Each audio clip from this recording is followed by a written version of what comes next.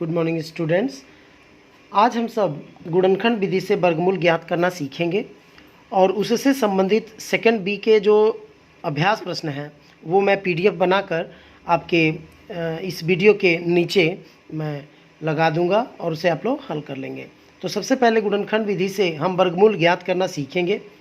तो जैसे मान लीजिए कि आपको 625 का मान लीजिए कि आपको 625 का गुणनखंड विधि से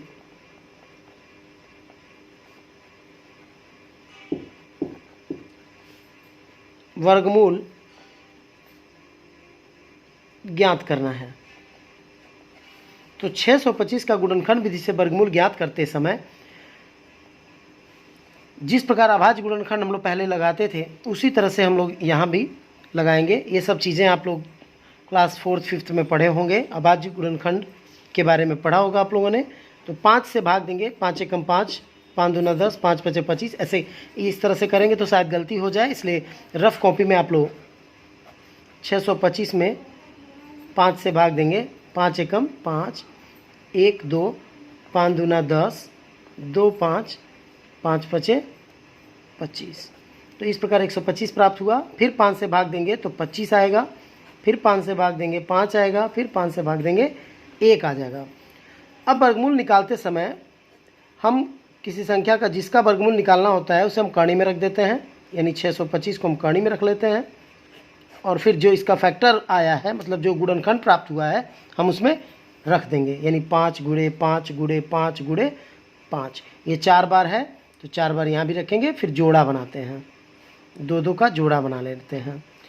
हर एक जोड़े से एक एक अंक हम बाहर निकाल देते हैं और वही जैसे मान लीजिए इसका जोड़ा बन रहा है तो इसमें से एक 5 आया, इसका जोड़ा बन रहा है इसमें से एक 5 आया और उसके बाद उन दोनों संख्याओं का गुणा कर देते हैं और उस प्रकार से आपका वर्गमूल प्राप्त हो जाता है।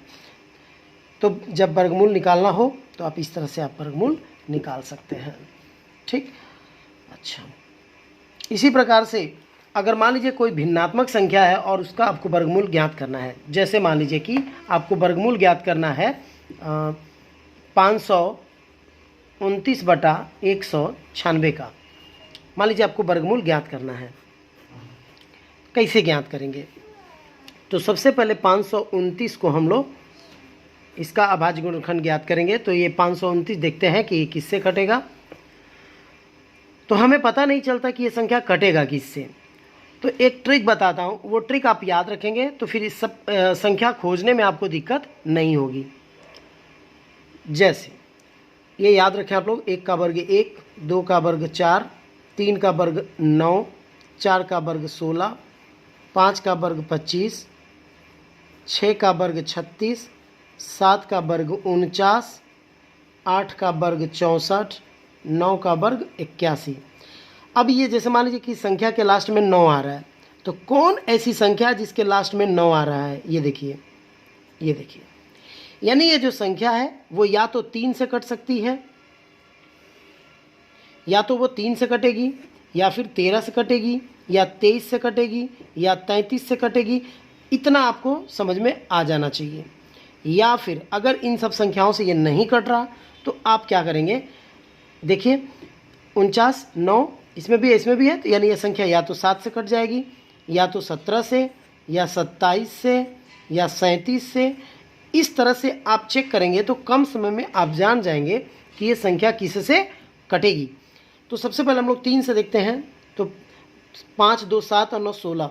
जिस संख्या का योगफल 3 से नहीं विभाज्य होता वो संख्या भी 3 से नहीं कटती। तो इससे 13 से देखिए, 13 चौको 52, 13 से 9 नहीं कटता। 23 से काट के देखते हैं, 23 से भाग देके देखो 529 में, तो 23 दूना 46, 12 में से 6 गया 6, 1 9। अब 23 का 12 में से 6 गया 6 और 4 में से 4 गया कट गया। अब 23 3 69। तो देखिए ये 23 से क्या हुआ? कट गया। तो 23 से ये कटा कितनी बार में? 23 बार में। अगली बार फिर 23 से इसको काट देंगे और इस प्रकार इसका फैक्टर समझ लीजिए कि हो गया। अब हम लोग 196 का फैक्टर करेंगे। 196 जो है 2 से कटेगा, 2 9 18, 2 8 16, फिर 2 से काटेंगे, 2 चौको 8, 2 9 18, 7 सते 49, 7 एकम 7। अब जब हम कहानी में इसको रखेंगे 529/196 को, इसका फैक्टर कितना आया 23 गुणे 23, और नीचे का जो संख्या है 196 का फैक्टर 2 गुणे 2 गुणे 7 गुणे 7, तो इसका जोड़ा कितना आया 23, और नीचे वाले का जोड़ा कितना आया, इसका जोड़ा 2 और इसका जोड़ा 7, तो हो जाएगा 23/14। इस प्रकार से आप चाहें तो आंसर दे सकते हैं।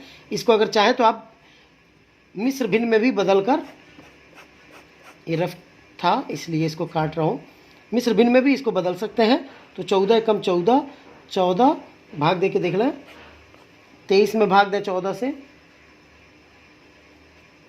14 एकम 14, 9 बचा, तो यानी इसको लिख सकते हैं एक सही 9/14।